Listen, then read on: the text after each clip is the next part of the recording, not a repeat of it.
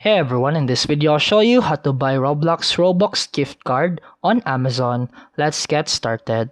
First, open your Amazon app or go to amazon.com in your browser. Make sure you're logged into your Amazon account. Tap the search bar and type Roblox Gift Card. You'll see different options like $10, $25, or $50 and sometimes digital codes. And after that, choose digital code or physical card. Digital code sent instantly to your email. Physical card shipped to your address. Tap on the card you want. Then tap buy now or add to cart. Then go through the checkout page. And after that, choose your payment method, GCash, debit card, credit card, and etc.